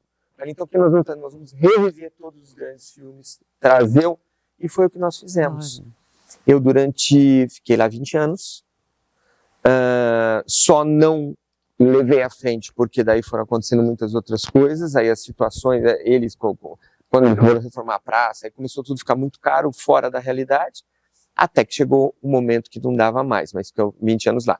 E aí foi esse o primeiro. E aí desse primeiro, eu já comecei em determinado momento ver que ali tinha uma série de problemas estruturais. O teatro de rua estava com um problema muito estrutural e tinha o sonho dourado de entrar para os shoppings, porque eu senti que nos shoppings eu teria muito mais espaço para negociar, porque o problema é o seguinte, o artista sempre acha que assim, nós somos ótimos. E entra o lado comercial. Né? Entra o lado comercial, que precisa ter. Claro. A pessoa, eu sou ótima, eles deveriam reconhecer o meu talento. Gente, eles não vão reconhecer nunca o nosso talento. Eles vão reconhecer números. Sim. Então, se eu puder trazer números para eles, e eu pensei, o que o shopping quer? Ter gente comprando lá dentro. Se eu, mesmo que com os meus ingressos, como o meu projeto é formação de plateia, Eu levei só para vocês terem uma ideia, naquela salinha, uma salinha de 100 lugares, lá durante os 20 anos que eu fiquei no Biju, nós pegamos 1.200.000, 1.100.000 pessoas. Nossa. Durante 20 anos. Era sempre lotado aquela sala. Porque era um projeto de formação de plateia, que é o que eu trouxe para os cinemas, para os teatros dentro dos shoppings, que é o valor mais baixo, o valor é o preço do cinema. Então, eu queria falar com você, você falou essa coisa do baratear ingresso, né? Sei que você tem alguns projetos sobre isso, mas eu queria saber de você o seguinte: dono de teatro, administrador de teatro, como é que você escolhe as peças que você traz? Qual é o critério de escolha? Tem a ver com essa coisa de formação de público ou não? Como é que é esse processo? Eu tive que juntar 3 elementos aí reais. Eu tive que juntar, primeiro que desse eu nunca abri mão, de gerar acessibilidade, então isso para mim é fundamental. A segunda coisa, dentro da realidade possível, trazer espetáculos que façam de alguma forma a diferença e que deem oportunidade para quem normalmente não tem oportunidade. Porque quem tem oportunidade fica um pouco mais fácil, que são pouquíssimos. E é para quem não tem teatros menores, menor estrutura, mais possibilidade, apesar de estar dentro de shoppings. E a terceira, e mesmo lá na Praça Roosevelt. E o terceiro elemento, que era natural, era tentar sobreviver. Então, por exemplo, durante os 20 anos da Praça Roosevelt, eu acho que se 6 meses o teatro se manteve, foi muito. O resto a Recrearte que manteve. Sempre a Recrearte manteve os teatros. Hoje, com a estrutura que nós criamos, os teatros se mantêm.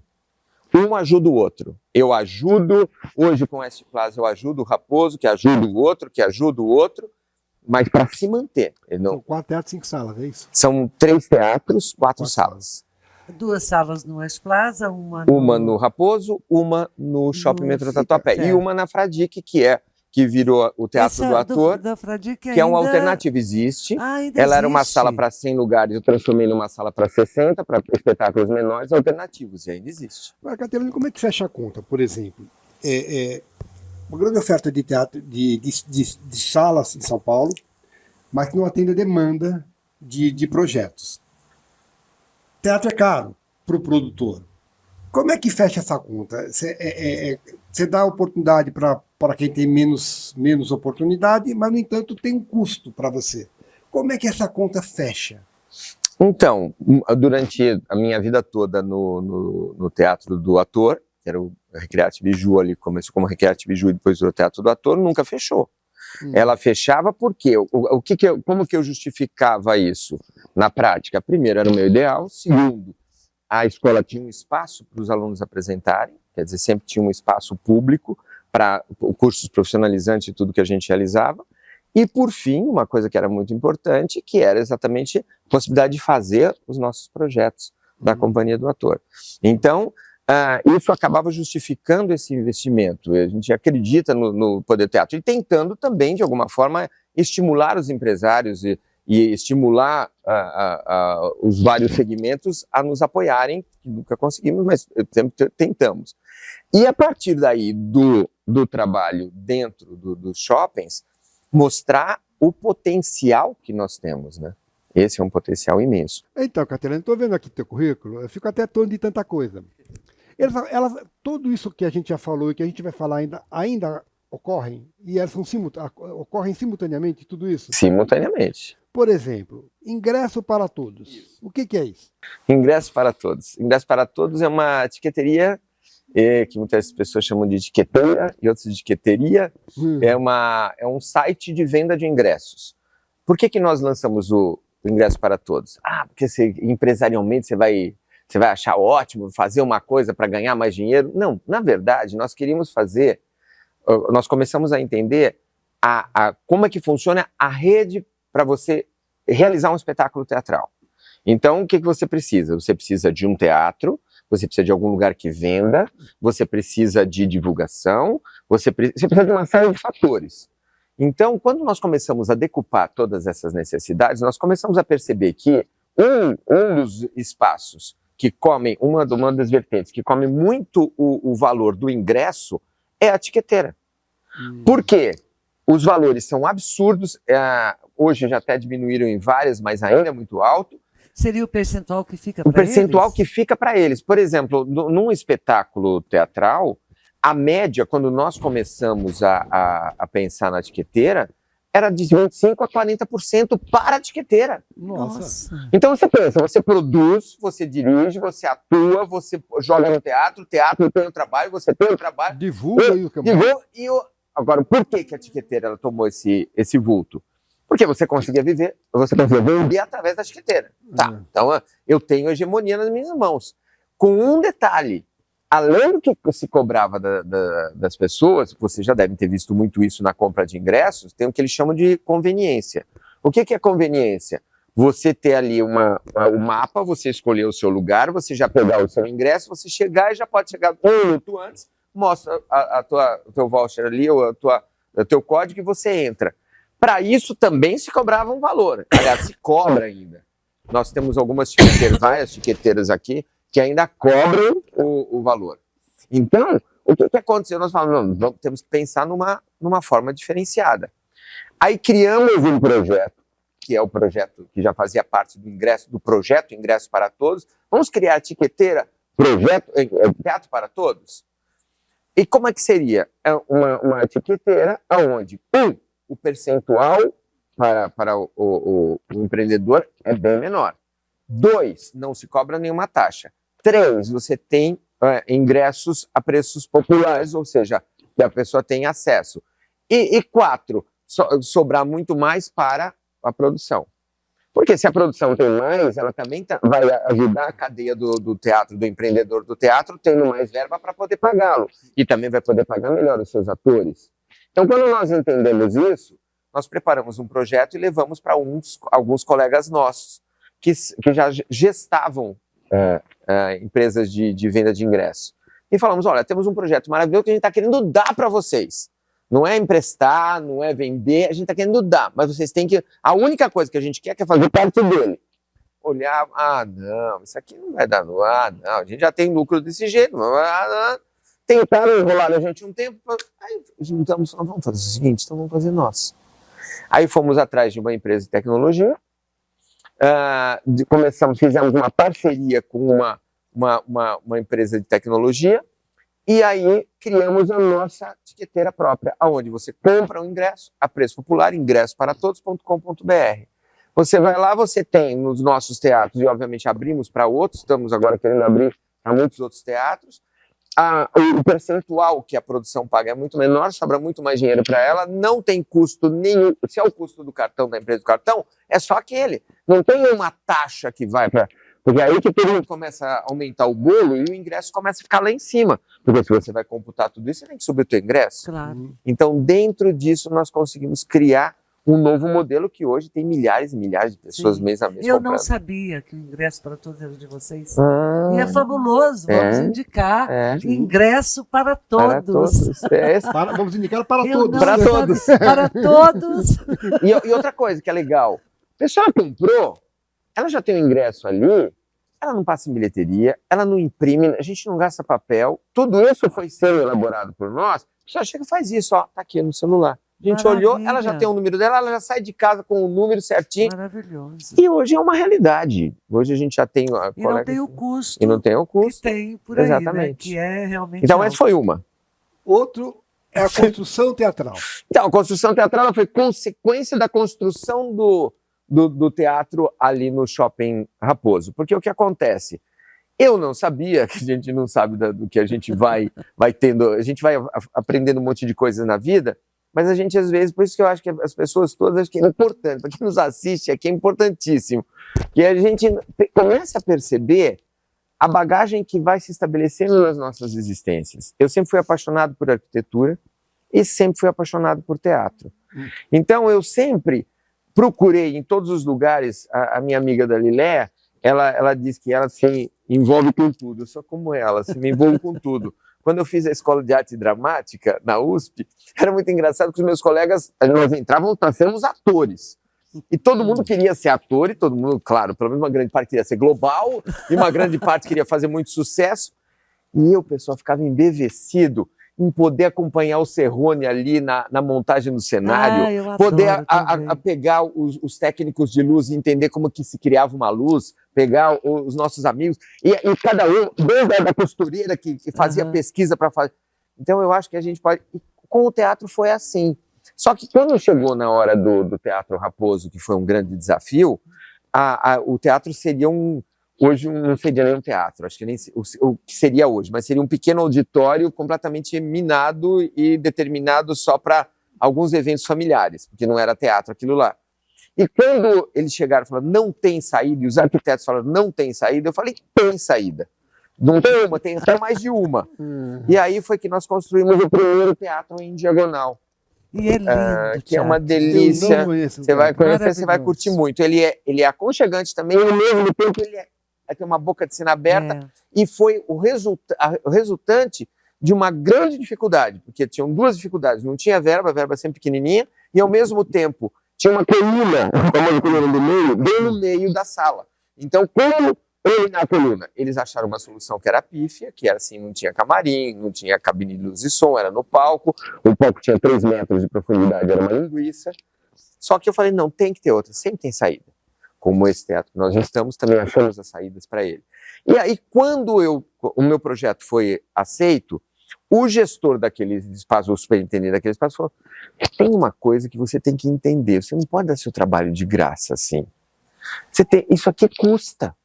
E custa caro. Isso se chama assessoria. Você assessorou e achou as soluções. E eu vou te ajudar nisso. Gostei do teu trabalho, gostei do trabalho de você. E começou a nos indicar. E aí O West Plaza foi resultado do Teatro Raposo? Não do teatro, foi resultado, na verdade, da Recrearte. Eles viram a Recrearte, foi a primeira escola assim, que estava no meio de uma loja, no meio do shopping. Eles acharam interessante aqui uma pessoa que era uma funcionária, uma colaboradora do marketing. Ela achou interessante e me chamou, foi até a Recrearte conversar comigo. E aí foi quando eu apresentei, eu falei, então, nós temos ali no Raposo, nossa, seria maravilhoso que ele levar para o West Plaza. Você não tem interesse? Tenho.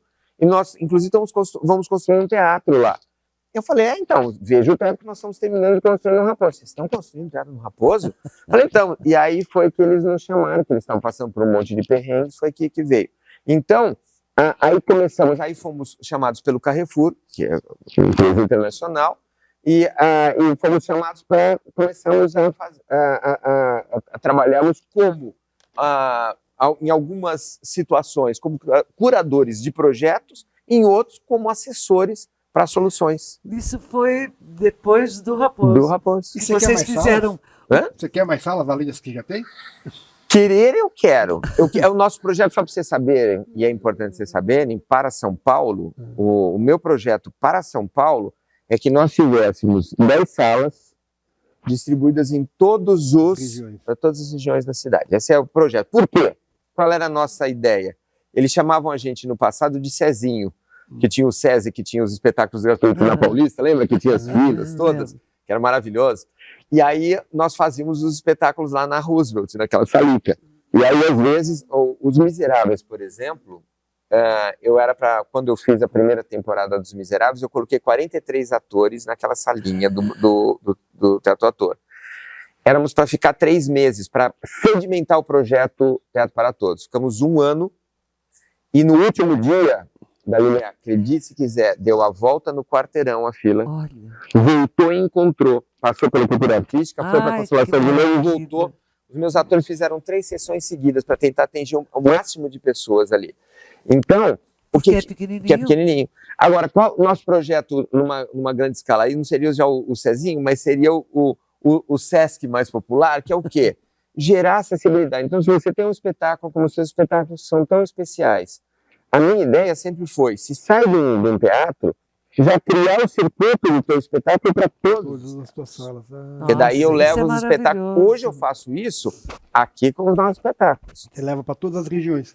E aí, quebrando os preconceitos. Por exemplo, tem muita gente que tem muito preconceito com o Raposo. Por quê? Porque está ali no Butantã, no começo da Raposo Tavares, é um shopping mais popular. Atrás nós temos uma comunidade carente, mas temos também prédios de luxo do lado, como São Paulo, é país do Brasil. E muita gente fala, não, no Raposo não, no Raposo... Então, quando vão, agora mesmo, o nosso colega que está aqui no teatro, ele tinha os infantis, não queria levar para lá. Levou, eu estou encantado. Porque nós criamos um eu não público entendi ali. essa, Catarina. E preconceito Por região, da da localização? localização. Isso existe ainda muito. Meu Deus. Ainda existe muito. Mas é o público local que vai, né? Ou você está levando o público de... Não, nós levamos público de fora. Ah. Qual é a grande vantagem do teatro, pessoal? O teatro, você vai para assistir aquela peça. Claro que a gente, o objetivo é trazer as pessoas do entorno, mas um dos grandes méritos que esse projeto tem para os shoppings é que nós trazemos um público novo. Então, mas tem que criar, eu não sei como é que você Mas pensa. tem uma formação, você formou um público lá? Formei, opa. Porque... Formei. sim, Agora, porque você lá tá começa sempre de algum cheio. lugar, né? Você começa de algum lugar. Agora, o teatro precisa ter uma característica, por exemplo, tem teatro que só leva comédia, tem teatro que só leva drama, você traz tudo. A minha proposta é trazer todo tipo de espetáculo. Tá. É não ter preconceito. O que você tem que saber é que se você tem um horário do infantil, você vai ter sempre infantil. Tá. Você tem que saber que você vai ter sempre um espetáculo temático. Ó, o Você tem que método saber aí. que você tem sempre uma comédia. Você tem que saber que você tem sempre um drama. Você tem que saber que você tem sempre um teatro. Então você tem que saber que você tem isso. Sabendo, só para vocês terem uma ideia, a Galileu pegou um pouquinho disso aqui. Antes da pandemia, estas salas, elas funcionavam de segunda a segunda. As duas, com espetáculos. Foi um período mais fomentado, então as pessoas tinham também mais condição, mas funcionava de segunda a segunda com projetos. Vamos lá. Vamos. Mas fala um pouquinho do Recrearte Social. Recrearte Social. Esse é um tema que acho que interessa, principalmente o pessoal do teatro. Sim, né? sim. Então, a Recrearte, ela começou como uma associação gratuita de arte, completa agora no dia 31 de maio de 2024, completa 46 anos. E como escola e associação. E dentro disso, nós sempre pensamos em projetos que fossem além do projeto formativo, que fossem convencional. Nós temos várias áreas de arte dentro da Recrearte, não só artes cênicas, são as várias áreas, especialmente duas centrais, cênicas e visuais por conta da Regina, que é artista plástica, e da minha parte de cênicas, que engloba também a música, que vai para o corpo, etc. Dentro disso, o que nós percebemos? As escolas, de uma forma geral, especialmente as escolas públicas, as particulares colocam como chantilly do bolo só para o papai falar, ai que bacana, eu vou colocar meu filho nisso. Mas também não tem, a maior parte não tem consciência da importância da arte. Sendo bem honesto para todos os gestores de escola. Né? Entendeu? A importância para a vida. Então isso não tem. E as escolas públicas, se já era precário antes, foi ficando cada vez mais precário o processo de sincronização do processo de arte, etc. Então nós, quando começamos a ter a abertura dentro dos shoppings, os shoppings começaram a fazer o movimento contrário, nos chamaram para dentro do shopping. Estamos inaugurando agora, se tudo der certo, está quase certo, uma nova Recrearte no shopping Metrô Tatuapé, porque nós inauguramos o teatro no shopping Metrô Tatuapé e do lado dele tem o shopping Boulevard Tatuapé, que é um shopping um pouco mais requintado, mas enfim, é a mesma estrutura e hoje é administrado pela mesma empresa. E aí o que acontece? Nós lançamos no Boulevard Tatuapé uma unidade com 400 metros da Recrearte. Nós temos ali... A Recrearte vai para o Tatuapé, então? Ela já está no Boulevard e agora vai para também o shopping Metrô Tatuapé. É tudo, na verdade, a Recrearte, esses projetos todos, a Recrearte é a base, né? Ela é a célula máter, né? Ela é da onde o pensamento artístico vem daí. E essa coisa do Recrearte Social está diretamente ligado ao Clube das Artes? Aí, não, mas ele é paralelo, porque o que acontece? Recrearte Social, ela vem para gerar para o aluno de escola pública e os professores um desconto absolutamente integral, dado pela própria escola, para que estes alunos se estimulem a fazer arte. E os professores... Então, por exemplo, um aluno de escola pública tem uma média de 50%, 60%. Você confirmou que você é de escola pública, você tem de 50% a 60% de desconto no valor de um curso convencional, que a pessoa vai lá e pega o valor que as pessoas pagam, que já é um valor abaixo do Além do mercado. desconto, além do desconto da carteirinha. Né? Além dos descontos que tem para fazer os seus cursos. Tá. E os professores têm 70% de desconto. Então, um professor que quer ter uma formação artística nos seus vários segmentos, ele vai ter a condição de pagar um valor que ele jamais pagaria em qualquer outro lugar. Além disso, a cada 10 alunos dessa atividade social que entram, a gente dá uma bolsa para que a escola distribua integral para um aluno mais carente. Então, se você tem 100 alunos, você tem 10 turmas com 10 alunos, você já vai ter mais 10 alunos que vão ter uma bolsa integral. Então, o próprio projeto ele se sustenta por aí.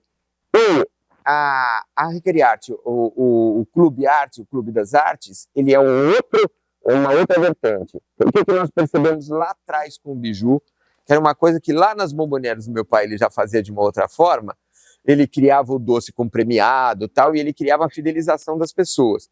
Era engraçado quando as pessoas... Isso é fundamental, fidelizar. Que foi um sucesso daqui dos teatros. Qual é o sucesso dos nossos teatros? Fidelização. Por quê? Quando eu lancei o projeto dos teatros dentro dos shoppings, qual era a minha visão? E aí eu já passo para todo mundo que estiver nos assistindo, para pensar naqueles que pensam alguma coisa nesse segmento. Ora, a primeira pergunta que eu fazia é, esse local tem cinema? Tem. O público vai ao cinema? Aliás, foi a pergunta que eu fiz no Raposo, porque o Raposo, é legal todos vocês saberem, eu achei que eu fui um privilegiado e fui assim, valorizado, porque me chamaram para saber se eu queria administrar aquele espaço e se eu queria ajudar a construir. Na verdade, não era, eu fui o último, eles já tinham chamado todo mundo. Eu fui aquele que falou, já que não tem ninguém, deixa eu chamar esse sujeito. Do impossível. Porque todo mundo dizia, porque quando nós fechamos, que eu assinei o contrato no dia seguinte, eu lembro que tinha uma pessoa da administração que chegou para mim e falou, ai, vocês sabiam que isso aqui é um elefante branco, né? Isso é paixão ou é coragem? Acho que são as duas coisas. Acho que as duas coisas têm que caminharem juntas ali, as duas coisas. Eu vou te sugerir um bate-bola agora. Vamos. O processo ou o resultado? Processo. A palavra ou o pensamento? Pensamento. O que dá mais trabalho? Dirigir uma escola ou um teatro? A escola. Se eu fosse um produtor de elenco e me fosse dado a incumbência de contratar o Catelani, mas eu preciso contratar um artista só. Eu contrato o músico, o adaptador, o diretor, o ator. Com certeza o ator. Com certeza o ator. Quando você dirige um espetáculo e não está no elenco, de onde você assiste a estreia? Eu assisto normalmente da plateia. Por quê? Porque eu quero deixar primeiro os meus técnicos tranquilos, porque senão eles vão surtar juntamente comigo. E eu quero sentir o resultado dali, a reação do público. Falando em público, o prêmio ou o aplauso? Aplauso. O aplauso em cena aberta, ele mais motiva ou também pode desconcentrar? Mais motiva. Não tem dinheiro que pague. Não tem. Você viu aqui no teu teatro a Dalileia fazendo Dois Perdidos numa Noite Sua? Vi. Duas mulheres fazendo dois homens. Isso. Muito menos comum do que o contrário. Isso. O que a gente vê bastante é mulher fazendo mulher que se passa por homem. Isso. Por que você atribui isso? Ainda é resquício lá da Grécia? Por que poucas mulheres fazem homens? Eu acredito que seja mesmo o resultado ainda desse universo preconceituado. Nós temos um universo muito preconceituado ainda, que brinca muito menos. Agora nós estamos chegando num patamar delicioso, aonde as pessoas elas estão começando a brincarem de serem outras na vida, os outros que existem dentro delas. Então ainda é muito difícil, os papéis eles estão muito arraigados. E é interessante que em outras sociedades lá de trás, onde esses papéis eram mais maleáveis, nós temos referências desse jogo ser muito mais fácil. Mas está chegando. Eu acho que está chegando. O bom do fracasso, independente de como você enxerga o que é fracasso e o que é sucesso. Qual é o bom do fracasso e qual é o ruim do sucesso? O bom do fracasso sempre só pode ser o aprendizado. E o bom do sucesso... O ruim do sucesso? O ruim do sucesso é você trabalhar o sucesso pela superficialidade. Se você entende o sucesso como resultado final, é péssimo. Se você entende o sucesso como referência para o caminho de progresso, aí é muito positivo. Muitos anos de carreira, muita gente você conhece, e é normal que se construa muitos afetos e alguns desafetos. Tem desafetos? De verdade, sem demagogia, nenhum. Nenhum. Não tenho, poderia ter.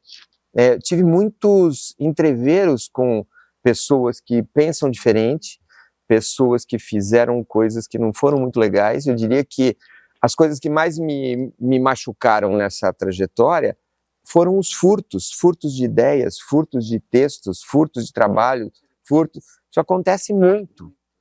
Mas, mesmo assim, eu acho que tem valores que são maiores e alguns desses furtos até ficaram muito melhor na mão das outras pessoas do que ficaram nas minhas.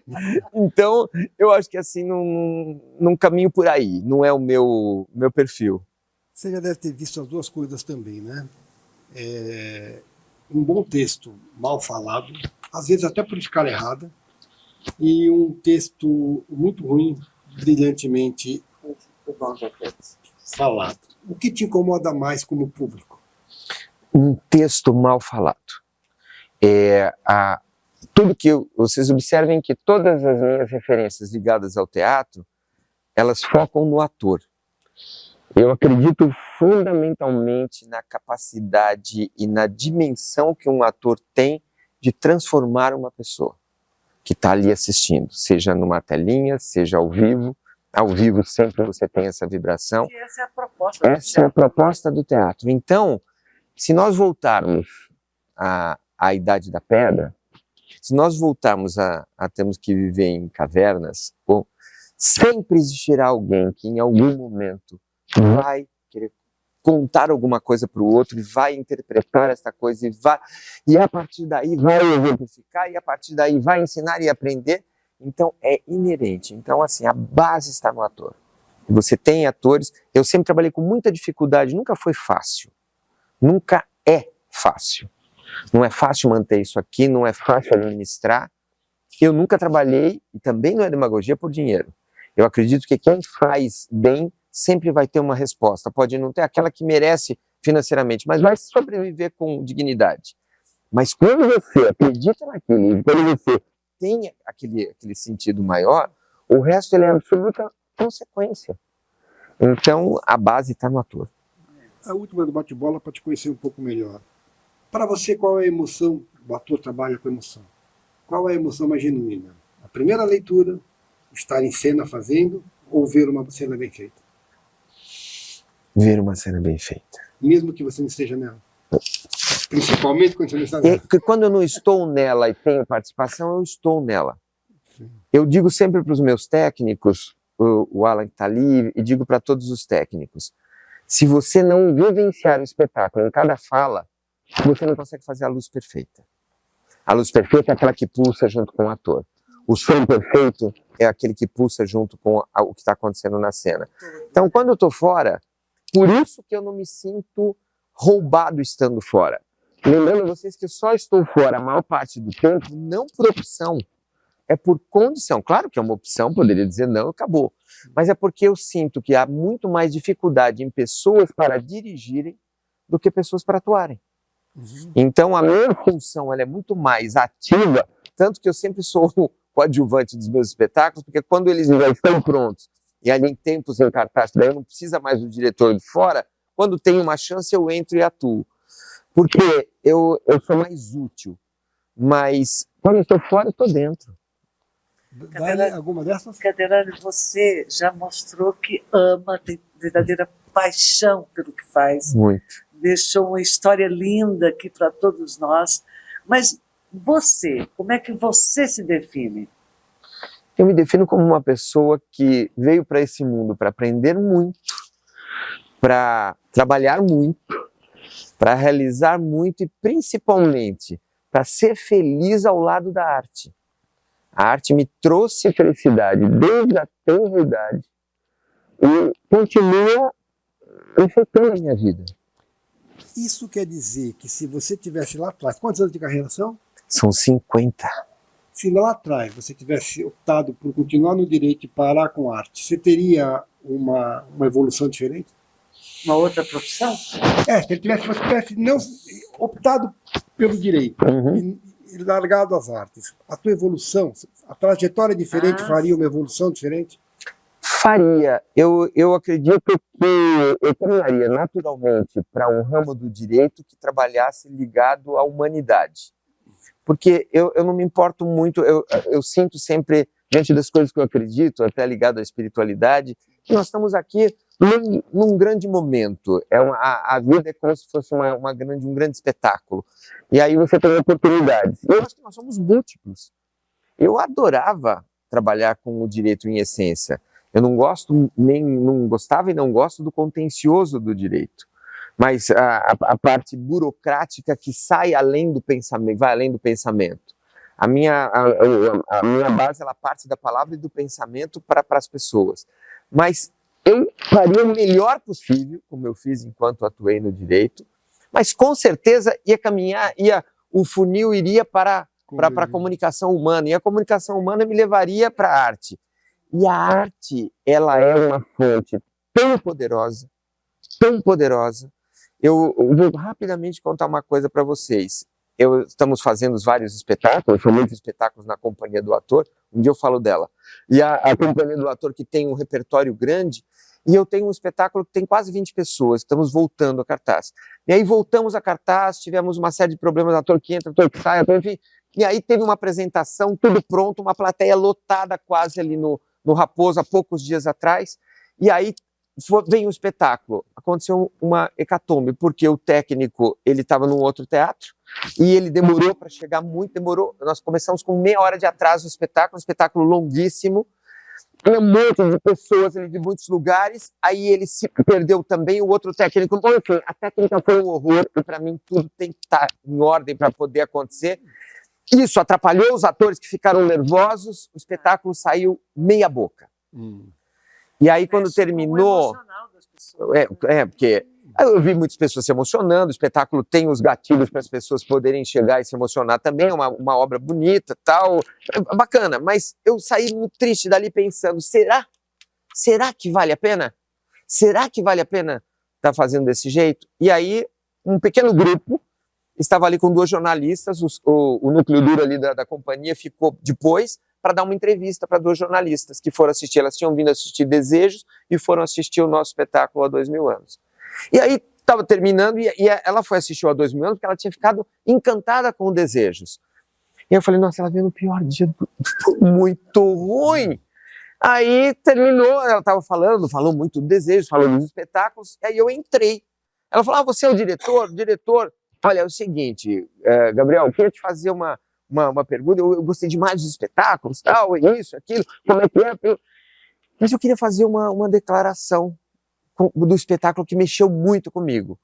Eu falei, nossa, que bacana, fácil. Imaginei que fosse o Desejo, ela só falava do Desejo, e aquele dia... Eu falei, sabe o que acontece? Eu nunca falei isso pra ninguém, mas vou dizer pra vocês. Eu sou adotada. Eu fui largada na hora que eu nasci numa praça. E aí eu tava quase morrendo, e 2 moças que viviam juntas, elas me encontraram e me pegaram. E fizeram de mim quem eu sou hoje. E eu guardei a vida inteira dentro de mim uma coisa, uma sensação, porque elas sempre diziam para mim, perdoa aqueles que te abandonaram. E eu não conseguia perdoar quem me abandonou, porque eu não sabia por que me abandonaram, eu nunca conseguia encontrar meus pais. Eu não sabia. E quando eu terminei de assistir esse espetáculo, o espetáculo fala de perdão, né? E aí, há 2000 anos. Quero ver esse Por favor, a hora que você quiser, vai voltar agora a cartaz, eu quero que você assista.